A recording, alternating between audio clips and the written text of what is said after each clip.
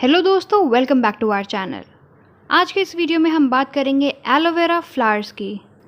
हम जानेंगे कि एलोवेरा के फूलों से हमें क्या फ़ायदा होता है। साथ ही सीखेंगे कि ऐसा क्या करें कि आपके एलोवेरा पे भी ये फूल आ जाएं। हम ये भी जानेंगे कि एलोवेरा के इन फूलों से हम नया एलोवेरा कैसे तैयार कर सकते हैं। तो वीडियो को पूरा देखिएगा। दोस्तों, हमें कमेंट करके बताइए कि इस चिड़िया का क्या नाम है जो हमारे एलोवेरा के फूलों से रस चूस रही है। अगर आपने सही जवाब दिया तो आपका कमेंट हाईलाइट किया जाएगा। तो आइए शुरू करते हैं।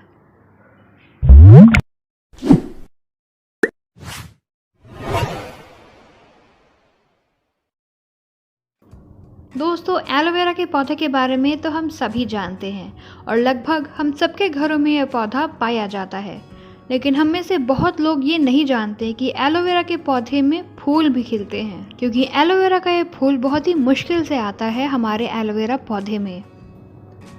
दोस्तों, ये फूल हमारे पौधे में तभी आते हैं जब हमारा एलोवेरा कम से कम 3-4 साल पुराना हो जाता है।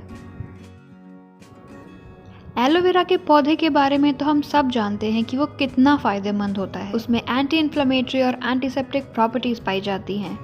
लेकिन दोस्तों, एलोवेरा का जो फूल होता है वो उससे भी ज़्यादा हेल्थ बेनिफिट्स वाला होता है।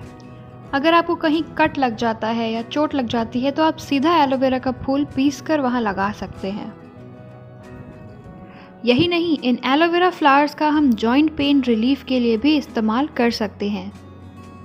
अगर इन फूलों को पीसकर इनका एक पेस्ट बना लिया जाए और उसे कोकोनट ऑयल के साथ 1 या 2 मिनट गरम करके छान लिया जाए तो वो जो तेल हमें मिलेगा वो अगर हम अपनी जॉइंट्स पर अप्लाई करते हैं तो हमें जॉइंट पेन से काफ़ी रिलीफ मिल सकती है।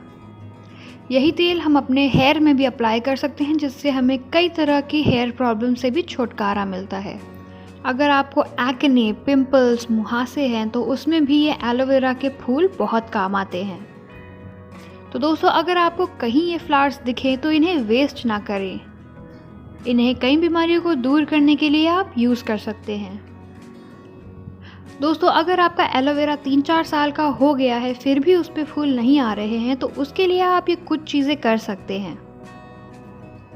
एलोवेरा में आप किसी तरह की खाद ना डालें। अगर आपका पौधा 3-4 साल का हो गया है तो उसे खाद की ज़रूरत भी नहीं है। ऐसे में अगर आप फर्टिलाइज़र डालते हैं तो आपके पौधे की वेजिटेटिव ग्रोथ होती जाती है और उसमें फूल डेवलपमेंट नहीं होता है। अपने पौधे की केयर करें, उसमें समय समय पर पानी डालें और उसे तपती धूप से बचाएं। साथ ही उसमें जो इस तरह के डेड पार्ट्स हो जाते हैं उन्हें भी काट कर आप समय समय पर हटाते रहें। अगर आप ऐसा करते हैं तो आपके पौधे में भी फ्लावर्स जल्दी ही आ जाएंगे। दोस्तों, अगर आप चाहें तो आप इन फ्लावर्स से एक नया एलोवेरा का पौधा भी तैयार कर सकते हैं।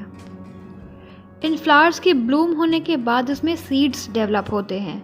उन सीड्स को कलेक्ट करके अगर आप सॉइल में लगा देते हैं तो उनसे आपको एक नया एलोवेरा का पौधा भी मिल सकता है। और जब ये फूल झड़ जाएं तो आपको ये जो स्टॉक दिख रही है इसे नीचे से काट कर अलग कर देना चाहिए। इससे आपके एलोवेरा के प्लांट की हेल्थ अच्छी रहती है। दोस्तों, आज के वीडियो में बस इतना ही। हमने वीडियो में आपके सारे डाउट्स क्लियर करने की कोशिश की है। फिर भी अगर आपको कुछ पूछना हो तो आप कमेंट करके पूछ सकते हैं। आज का वीडियो पसंद आया हो तो इसे लाइक करें और चैनल को सब्सक्राइब करें। Thank you.